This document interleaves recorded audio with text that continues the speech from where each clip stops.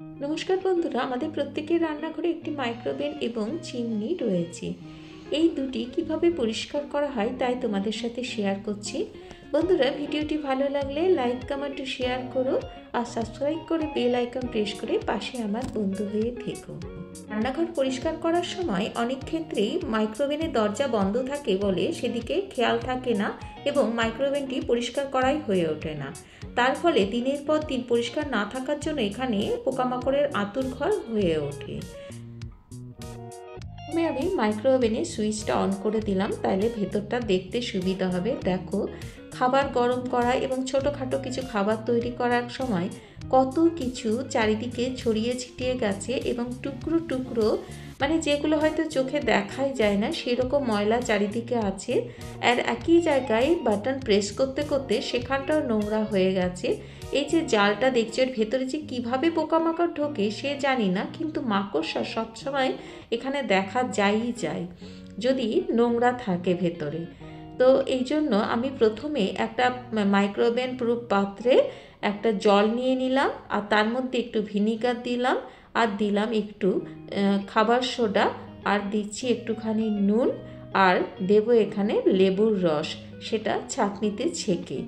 তো এইভাবে দেওয়ার পরে এটি আমি একটু গুলে নেব। গুলে নিয়ে মাইক্রোওভেনের মধ্যে দিয়ে পাওয়ার অন করে আমি এখানে হাই পাওয়ারে 5 মিনিট মাইক্রো করে নেব। মাইক্রোওভেন ঠিকমতো পরিষ্কার না করলে না পোকামাকড়ই মাইক্রোওভেনকে নষ্ট করে দেয়। লেবু, ভিনিগার আর খাবার সোডা এবং নুন দেওয়া যে জলটা সেটা মাইক্রো করার জন্য চারিদিকে মাইক্রোওভেনের যে দেয়ালগুলো, পোর্শনগুলো, সেগুলো পুরো এই জলে পুরো ভিজে আছে। আর পাত্রটা যেটার উপর গরম হলো সেই কাঁচের ট্রেটা আমি বার করে নিলাম আর চাকাটাও আমি বার করে নিলাম, নিয়ে চারিদিকে দেয়ালটা মুছবো। তো সেই জন্যই আমি আগে সুইচটা অন ছিল সেটাকে অফ করে দিলাম, কারণ ইলেকট্রিক থাকা অবস্থায় কখনোই জলের জিনিস দিয়ে মোছা উচিত নয়, তাড়াতাড়ি কারেন্ট খেয়ে যাবে। আর মাইক্রোওভেনে তো অনেক হাই ভোল্টেজ। তো যাই হোক, আমি সেটা তোমাদের সাবধান করে দিলাম, এই জিনিসটা কখনোই করো না। মাইক্রোওভেন চালাতে সময় সেই সময় কখনোই পরিষ্কার করতে যেও না। তো দেখো, আমার নোংরাগুলো খুব তাড়াতাড়ি বাইরে বেরিয়ে আসছে, কারণ প্রথমত জলটা ভীষণ ভালো গরম হয়ে আছে, তারপর এর মধ্যে ভিনিগার আছে, লেবু আছে, খাবার সোডা আছে, মানে নোংরা তুলতে একবারে মোক্ষম ওষুধ।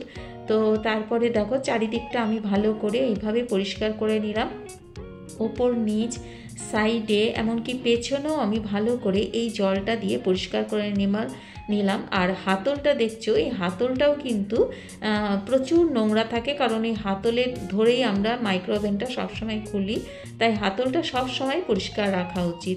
দেখতে পাচ্ছ কতটা নোংরা উঠেছে।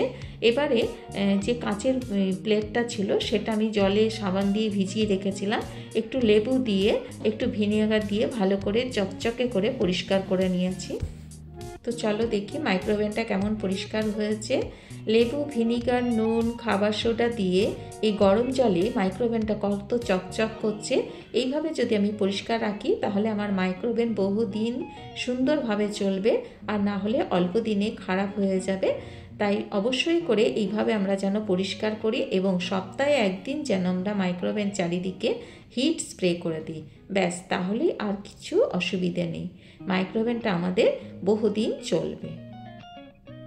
রান্নাঘরের এই অতি প্রয়োজনীয় জিনিসটাকে এইভাবেই আমরা সুন্দরভাবে পরিষ্কার রাখব। আর রান্নাঘরে এই চিমনিটা পরিষ্কার করা খুব একটা হয়ে ওঠে না, ভাবি সার্ভিসম্যান আসবে সেই তো পরিষ্কার করে দেবে, আমরা আর কেন এই ঝামেলা নেব। তো আমারও সেই অবস্থা ছিল, কিন্তু এখন আমি নিজের হাতেই করি। তো দেখো, ম্যাগনেটটা আমি খুলে নিলাম, তারপরে এখানে যে স্ক্রু ড্রাইভার আছে সেই স্ক্রু ড্রাইভার দিয়ে স্ক্রুটা আমি এখানে খুলে নেব। যে স্ক্রু ওপরে যে ম্যাগনেটটা সেটা আমি লাগিয়ে রাখি, তাহলে ভুল হয় না। অনেক সময় হয় না যে এক একটা স্ক্রুর উপরে এক একটা ম্যাগনেট থাকে, সেটা ঠিকমতো না লাগালে অসুবিধা হয়। তো সেই জন্য আমি স্ক্রুর ওপরে এই ম্যাগনেটটা লাগিয়ে রাখি, যাতে পরানোর সময় আমার কোনো অসুবিধে না হয়। আর তোমরা দেখতে পাচ্ছ যে জালগুলো কতটা এখানে তেল জমেছে, আর তেলটা আমি কিসের মধ্যে রেখেছি যাতে তেলের জালিটা ভালো থাকে। তোমরা দেখো কতটা ময়লা পড়েছে চারিদিকে। তো ময়লাটা আমি কিভাবে সাফ করব এবারে দেখো। আমার বেসিনের ওপরে আমি ঠিক যেখানে ড্রেনেজ হয় সেই জায়গাটা একটা ছোট্ট প্লেট দিয়ে গরম জল এখানে দিয়ে দিলাম, আর কিছুটা দিলাম ভিনিগার, আর গুঁড়ো সাবান, আর কিছুটা দিলাম লেবু। এই দিয়ে আমি এই জালিটাকে এখানটায় ভিজিয়ে রাখলাম 1.5 ঘন্টা মতো। ভিজিয়ে রাখার পরে তারপরে আমি লেবু দিয়ে এখানটা ঘষে নিলাম।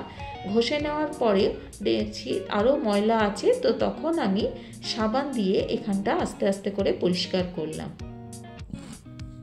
আগে না আমিও সার্ভিসম্যানের ওপরে খানিকটা নির্ভর করতাম, কিন্তু দেখতাম ওদের খবর দিলে আজ না কাল, কাল না পরশু এটা করতো, আর তারপরে হচ্ছে কতগুলো পয়সাও নষ্ট হতো। মনে হতো যে আমি নিজেই যদি করতে পারি তাহলে এই পয়সাটুকু আমি সংসারে সাশ্রয় করতে পারবো।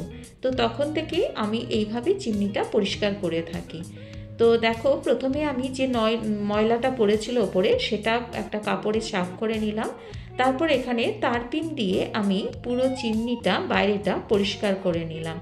পরিষ্কার করাতে দেখো কেমন চকচক করছে। বারবার আমাকে এটা ভীষণ ভালো লাগে যে একটু তারপিন দিয়ে করার পরে কতটা চকচক করছে। দেখো এবার ভেতরের পোর্শনটা আমি তারপিন দিয়ে পরিষ্কার করছি।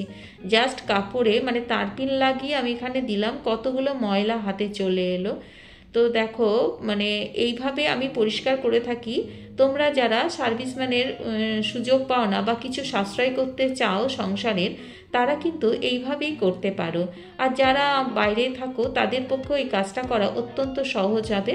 দেখো আমি কাপড়ে তারপিন নিয়ে তারপরে ভেতরটা পুরোটা এইভাবে পরিষ্কার করছি। তো এইভাবে আমি সাধারণত পরিষ্কার করে থাকি। যত ভেতরের দিকে করছি তত ময়লাগুলো যেন কাপড়ে লেগে লেগে চলে আসছে। এত ময়লা জমেছে, আর তার থেকেও বড় কথা এটা মনে হচ্ছে কতটাই সহজ। জাস্ট করছি আর ময়লাটা চলে আসছে। আর যে পোর্শনটা দিয়ে তেল বেরোয় সেখানটা আমি পরিষ্কার করে নিলাম।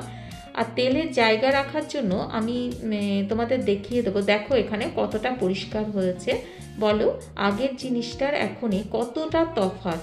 তো এইভাবে দেখো আমি সেটিং করে নিলাম। আর যেহেতু আমি স্ক্রুগুলো আর ম্যাগনেটগুলো একসাথে রেখেছিলাম তাই আমার খুঁজতে হয়নি, ম্যাগনেটটাও সাথে সাথে লাগিয়ে দিলাম আর স্ক্রুগুলো এখানে সুন্দর করে লাগিয়ে দিলাম। কোনো অসুবিধাই হয়নি।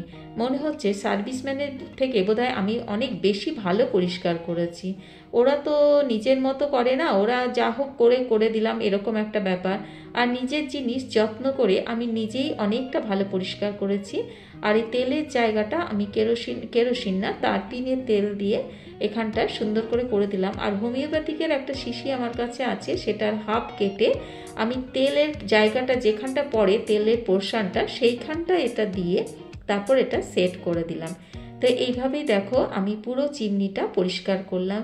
কেমন হয়েছে জানিও। আর তোমরা এভাবে সংসারে কিছু সাশ্রয় করতে পারো নিজের হাতে এই কাজটা করে। আর নিজের হাতে কাজ করলে দেখবে একটা ভালো লাগাও থাকে যে হ্যাঁ এই জিনিসটা আমি পরিষ্কার করেছি, যেটা আমি পেরেছি সেটা খুব ভালো লাগে। টাটা বন্ধুরা।